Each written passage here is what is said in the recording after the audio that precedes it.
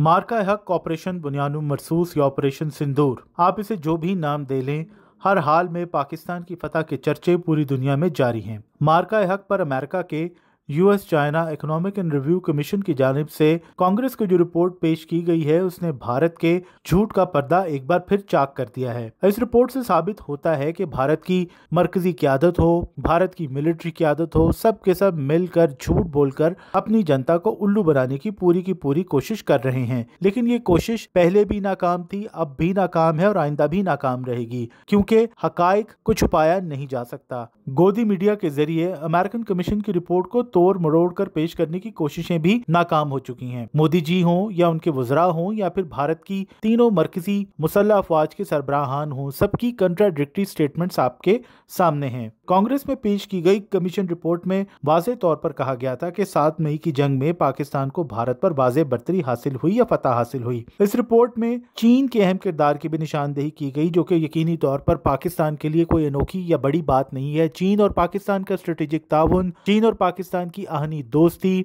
चीन और पाकिस्तान के गहरे ताल्लुकात से सब वाकिफ हैं और हर पाकिस्तानी जानता है कि चीन पाकिस्तान की कौमी सलामती और खुद मुख्तारी के तहफ़्फ़ुज़ पर उतना ही यकीन रखता है जितनी चीनी हुकूमत खुद अवामी जमहूरियत चीन के तहफ़्फ़ुज़ और सलामती के लिए, क्योंकि दोनों ममालिक का माजी, हाल और मुस्तकबिल एक दूसरे से जुड़ा है।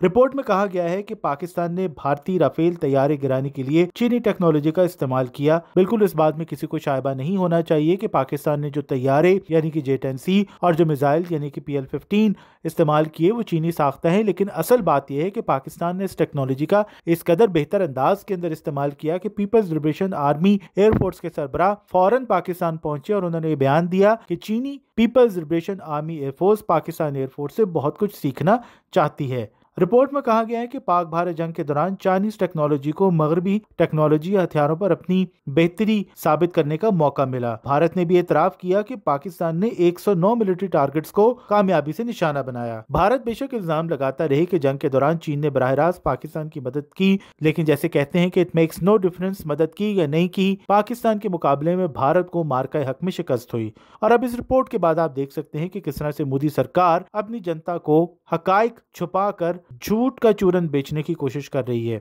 भारतीय चैनल्स या गोदी मीडिया अपनी हद तक आमेज शिकस्त को छुपाने के लिए पाकिस्तान की जानिब से चीनी टेक्नोलॉजी के इस्तेमाल का मनफी प्रोपेगेंडा करते चले जा रहे हैं। अमेरिकन कमीशन की रिपोर्ट में भारत की शिकस्त पर मोहर तस्दीक सब करना यकीनी तौर पर मोदी के लिए एक बड़ी सुबकी का बाइस है।